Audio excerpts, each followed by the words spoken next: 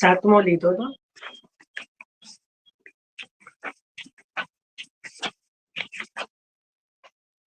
અચ્છા આઠમો લીધો તો છેલ્લે આપણે આઠમો વાર્તા પ્રસંગ લીધો છે। આજે આપણે નવમો લઈએ છીએ। और प्रथम श्री आचार्य जी महाप्रभु दामोदर दास सो कयो जो यह मार्ग तेरे लिए प्रकट कियो है। जहां लगी आचार्य जी के मार्ग की स्थिति है तहां ताई दामोदर दास जी की भी मार्ग में स्थिति गोप्य है। कारण के ब्रह्म संबंध જે લેવા વાળા જે છે એ શ્રી દમલાજી જ છે। આપણે સમજ્યા હતા બ્રહ્મ સંબંધ આપવા વાળા શ્રી મહાપ્રભુજી છે અને લેવા વાળા શ્રી દમલાજી છે। એના વગર બ્રહ્મ સંબંધ થઈ જ ન શકે। કારણ કે આપણે ધારો કે કોઈ જયે બ્રહ્મ સંબંધ નથી લીધો એની અંદર ધારો કે જ્યાં સુધી શ્રી દમલાજીનો અંશ ન હોય તો બ્રહ્મ સંબંધ શક્ય જ નથી। એવી રીતે જે પણ વૈષ્ણવોએ બ્રહ્મ સંબંધ લીધું છે એ બધાની અંદર શ્રી દમલાજીના અંશે જ બ્રહ્મ સંબંધ લીધું છે। અને જે બ્રહ્મ સંબંધ જેને જેને આપતા પણ હોય કે આપે છે તો કોઈ વ્યક્તિ વિશેષ નથી આપી રહ્યું। આપણે પહેલા પણ સમજેલા કે કોઈ બી જે છે આપણે ગુરુ ભાવ તો જરૂરથી રાખીએ એમાં કોઈ વાંધો નથી પણ બધાના મૂળ ગુરુ તો કેવલ અને કેવલ શ્રી મહાપ્રભુજીને જ માનવા પડશે। કારણ કે શ્રી હરિરાયજી જ કહી રહ્યા છે કે ભાઈ જેનો અંતિમ જન્મ છે એનું પ્રમાણ એ જ છે કે જેને શ્રી મહાપ્રભુજીમાં દ્રઢ આસક્તિ થાય। કોઈ વ્યક્તિ વિશેષમાં નહીં, શ્રી મહાપ્રભુજીને જેમાં પૂર્ણ આસક્તિ થાય, શ્રી ગોવર્ધનનાથજીના સ્વરૂપમાં જેને પૂર્ણ આસક્તિ થાય। કારણ કે આ બધા ધર્મી સ્વરૂપ છે તો ધર્મી સ્વરૂપમાં જ્યારે આપણું પૂર્ણ રૂપે આસક્તિ દ્રઢ થાય ત્યારે જ એ જે કહેવાય કે એની ફલરૂપતા કહેવાય। તો આ રીતે જે છે કે ભાઈ જ્યાં સુધી આચાર્યજી કે માર્ગ કી સ્થિતિ है તહાં તાઈ જે છે કે માર્ગ કી સ્થિતિ ગોપ્ય છે। એટલા જ માટે તો શ્રી મહાપ્રભુજીએ પ્રભુ આગળ શું માંગ્યું કે ભાઈ મારી પહેલા દમલાની દેહ ન છૂટે। એવું અહીંયા સમજવાનું એવું નથી કે દમલાની દેહ ન છૂટે એટલે કે આસુર વ્યામો લીલાની વાત નથી પણ જ્યાં સુધી આ માર્ગ ચાલતો રહે ત્યાં સુધી આ શ્રી દમલાજી બિરાજે, દમલાજી દ્વારા જ બધા અંગીકૃત થાય એવું માગી રહ્યા છે। આપણે શું સમજીએ કે મહાપ્રભુજીએ તેવું માગ્યું કે આસુર વ્યામો લીલા જે મહાપ્રભુ છે ત્યાં સુધી તો દમલાજી રહે, એવું નથી। એવું નાની વસ્તુ થોડી માંગે।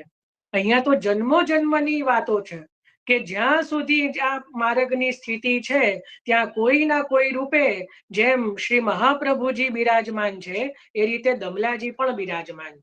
બરાબર। અને તમે જો હું તમને બહુ એક નાની વસ્તુ તમારા ધ્યાનમાં લાવું, આ માર્ગમાં કોઈ પણ સ્વતંત્ર રીતે વૈષ્ણવ થઈ જ નથી શકતો।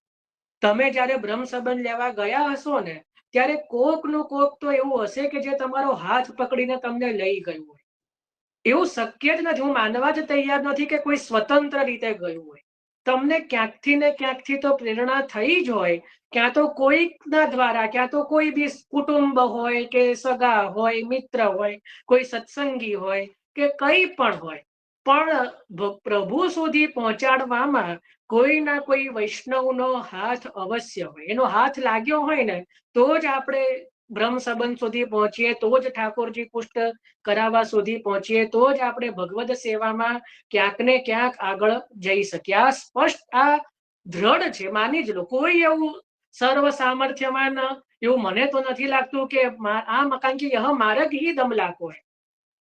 જ્યારે આ માર્ગ જ દમલાજીનો છે તો દમલાજી વગર તો કોઈનું મને નથી લાગતું કે એવું સામર્થ્ય છે। એટલે દમલાજી એટલે ભગવદીય કે કોઈ વૈષ્ણવ, કોઈ વૈષ્ણવની આડીથી જ આપણે વૈષ્ણવ બન્યા હોઈએ કે કોઈ વૈષ્ણવની આડીથી જ આપણા માથે શ્રી ઠાકોરજી પધાર્યા હોય અને પછી આપણે એ જ વૈષ્ણવ જોડે ભવિષ્યમાં કોઈક એવું અબોલા કરી દઈએ કે કંઈ કરી દઈએ તો આપણું એ ખરાબ કહેવાય। કે જે વૈષ્ણવ દ્વારા આપણને આ માર્ગમાં પ્રવેશ મળ્યો, જે વૈષ્ણવ દ્વારા આપણને ભગવદ પ્રાપ્તિ થઈ, જે વૈષ્ણવ દ્વારા આપણને પ્રભુમાં ભાવ વધ્યો, એ વૈષ્ણવ ઉપર તો સદાય ભારોભાર સ્નેહ રાખવો જોઈએ। એના 1000 દોષ એના માફ કરવાના, 1000 દોષ કે ભાઈ તેરે સબ દોષ માફ। એના જે ગમે ત્યાં દેખાય બસ એમના દ્વારા મારો પ્રવેશ થયો ને બસ એ એક ગુણ જે છે કે એ મને યાદ છે। હવે મને બીજું કઈ યાદ નહીં। વાકે મને કીવે જાણે મારે મને જગદીશ, એના મનની એ જાણે મારા માટે તો એ દ્રઢ છે। તો કારણ કે એ માર્ગ દમલાજી કોઈ એટલે દમલાજી દ્વારા જ આ માર્ગમાં કૃપા થઈ શકે છે. પછી કહે છે કે શ્રી દામોદર દાસજીને કહ્યું કે જો मैंने श्री ठाकुर जी के वचन सुने परी समझ्यो नहीं ता समय आचार्य जी ने कहो कि अजहू 10 जन्म को अंतराय है ताको हेतु यह जब लग श्री आचार्य जी महाप्रभु जी के मार्ग की स्थिति है तब लग दामोदर दास को प्रागट्य फेरी फेरी है गुप्त रीति से मार्ग को स्तंभ याते हैं जो आचार्य जी ने दामोदर दास के हृदय में भगवद लीला स्थापी सो संपूर्ण सृष्टि के उद्धार के निमित्त दामोदर दास के जन्म 10 लो मार्ग की स्थिति है जैसे वल्लभ कुल को प्रागट्य है तैसे ही भक्ति दृढ़ करने के लिए दामोदर दास को हु अनेक वैष्णव में प्रागट्य है। आ वाक्य नीचे लाइन करी दो बहु घूटी घूटी ने लाइन करजो कया वाक्य नीचे के भक्ति दृढ़ करने के लिए दामोदर दास को हूँ अनेक वैष्णव में प्रागट्य है आनी नीचे लाइन करो જેની પણ પાસે પુસ્તકજી હોય અને જે પુસ્તકજી લઈને બેઠા હોય આની નીચે લાઈન કરી દો પાના નંબર 13 જે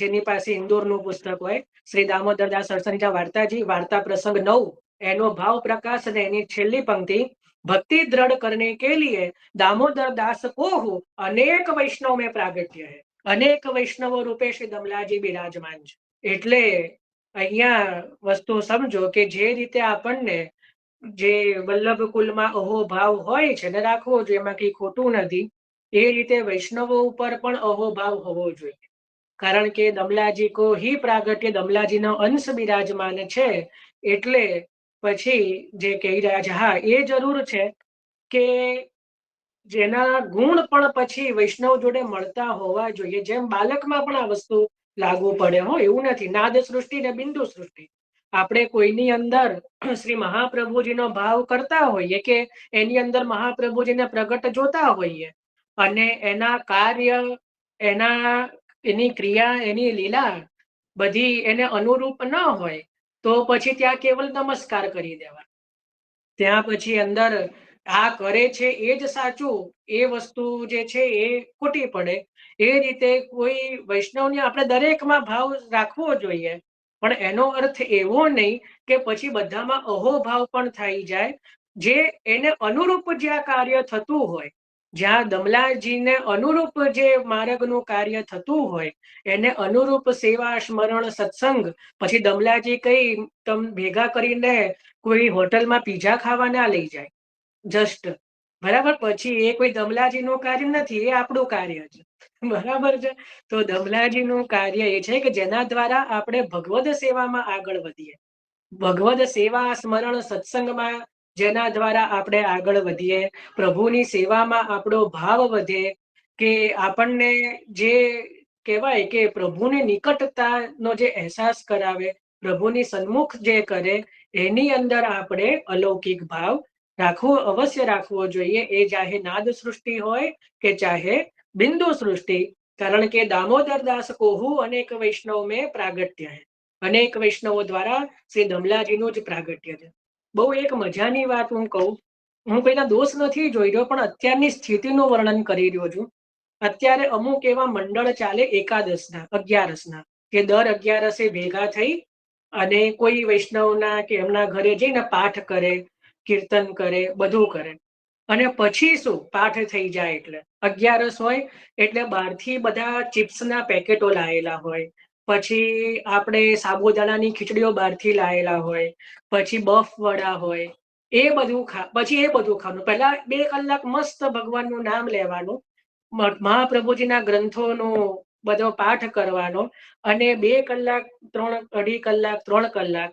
અને પછી બધા થાકે એટલે બહારની બધી ચિપ્સ ખાવાની એટલે મને સમજ નથી પડી રહી કે પછી બહારની સાબુદાણાની ખીચડી આ કયા પ્રકારનો ધર્મ આને ધર્મ કયા કઈ રીતે કહેવો મને તો સમજ આ બધા પ્રકારો જ સમજમાં નથી આવી રહ્યા કારણ કે હું સમજવાનો પ્રયત્ન કરું ને તો એક સમયે કદાચ પેલું કોઈ બીજા ગ્રંથો સમજી જવાય પણ આ બધી ક્રિયાઓ ને લીલાઓ છે ને બહુ સમજવી અઘરી પડે છે એટલે આપણે હવે જોવાની જરૂર છે કે આપણે કઈ દિશામાં જઈ રહ્યા છીએ પ્રભુના નામે, ધર્મના નામે આપણું જોઈને આપણી આગળની પેઢી શું શીખશે, એ હવે મને એનું એકવાર આપણે હવે ચિંતન કરવું જોઈએ. વૈષ્ણવ ભેગા થાય એ બહુ સારી વસ્તુ છે. પાછું નામ યમુના મંડળ આપે, ગિરિરાજ મંડળ, વલ્લભ મંડળ, વિઠ્ઠલ મંડળ, અને પછી એક કે જે આજ્ઞાને તો પાલન કરવાનું જ નહીં. યમુના મંડળ શું કરતી હોય તો કે કોકો કોલા પીતી હોય.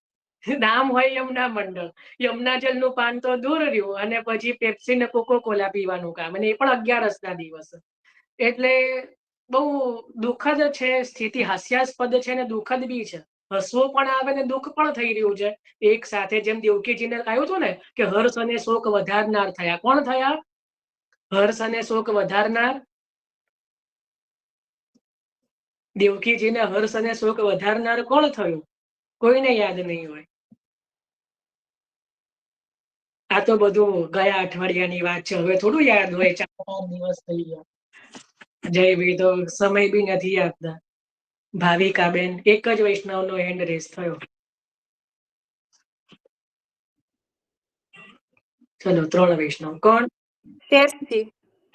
બહુ સુંદર. જેમ દાઉજી જે છે દેવકીજીના ગર્ભમાં આયા, તો દેવકીજીને એક જ સમયે હર્ષ પણ થયો અને શોક પણ થયો. જો 3-4 વૈષ્ણવોને યાદ છે, બરાબર. વાંધો નહીં, ના યાદ હોય, કારણ કે એ તો બધાને ના પણ હોય. હવે એવું થોડું છે. આપણને 10 વર્ષ પહેલા કોઈએ પૈસા ઉધાર લીધા હોય એ યાદ હોય, કે પેલા રટોડેથી મારે 1000 રૂપિયા પેલા મને આપ્યા નહીં. પણ હવે આ બધું તો ઠીક છે. હવે હર્ષ થયો તો દેવકીજીને થયો. આપણને ક્યાં થયો છે? એટલે આપણે આપણી જોડે થયું હોય તો બરાબર છે. તો પણ અહીંયા હર્ષ અને શોક આપણને પણ થાય એવો છે. જો 11 લીલા જોઈએ ને, હવે કોના ત્યાં થાય છે ને કોણ આમાં સંમિલિત છે તો જાતે જોઈ લ્યો. પણ મારે તો આંખ સામે ઘણી વખત થાય છે, એટલે મને હર્ષ પણ થાય ને શોક પણ થાય. હર્ષ એટલે હસવું પણ આવે અને દુઃખ પણ થાય, કે આગળની પેઢી શું શીખશે આમાંથી. અને દુઃખ એ વાતનું બી છે ને હસવું એ વાતનું આવે છે કે આગળ પાઠ તો મહાપ્રભુજીના જ ગ્રંથના કરવા છે. અને પછી એક બી આજ્ઞા તો પાળવી જ નહીં. 11 પણ ભૂખ્યા તો રહેવાતું જ નથી. એટલે એક વખત ચિપ્સ ના ખાઈએ તો શું ફરક પડે છે મને તો એ. અને પછી નાચવું કૂદવું જ કેમ છે, અને એમાંય પાછું પાઠ કરીને નાચવા કૂદવાનું. અને પછી તો થાક લાગે, કારણ કે બધા મોટી ઉંમરના હોય. એટલે પછી ભર પેટ ધરાઈને વ્રતનું લેવાનું. એટલે હવે આને ધર્મ ગણવો કે ન ગણવો, એ તો હવે આપણે મહાપ્રભુજી પર છોડી દેવું પડે. પછી એનું સમાધાન એ જ થાય કે એ બાને ભગવત નામ તો લે છે. છેવટે તો છેલ્લે એ જ થાય કે કદાચ ઘરે બેઠા હોઈએ અને પછી કોઈ બીજી ત્રીજી વાતો કરીએ એના કરતા ભગવત નામ લે છે. એટલે પ્રભુ પણ એ જ દ્રષ્ટિથી જોતા હોય.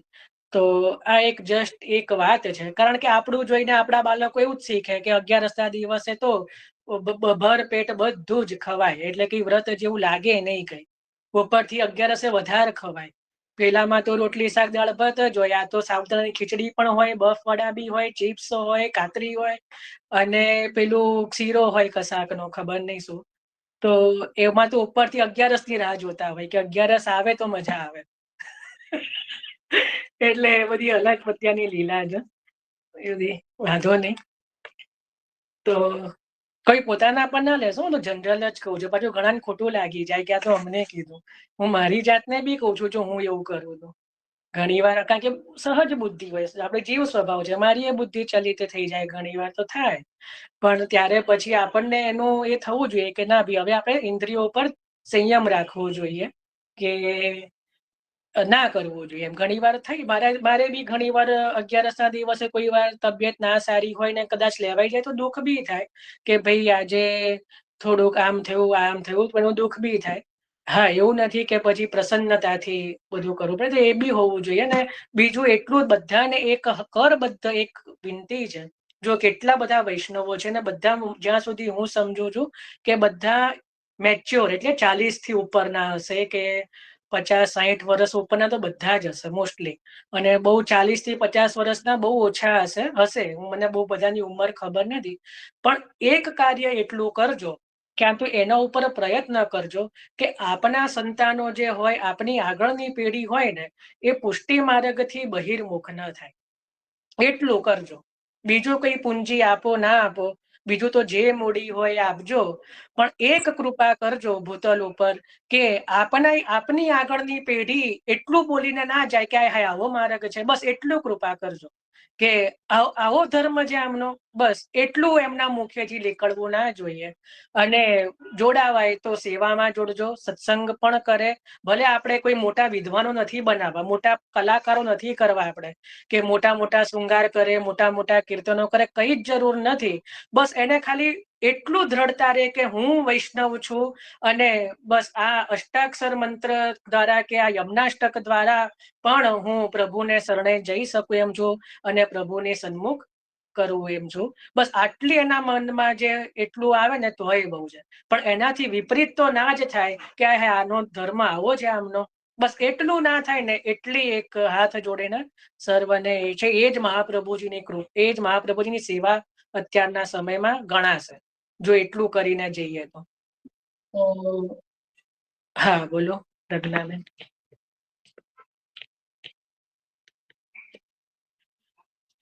અચ્છા એમને એમ. હા તો કઈ નહીં, આજે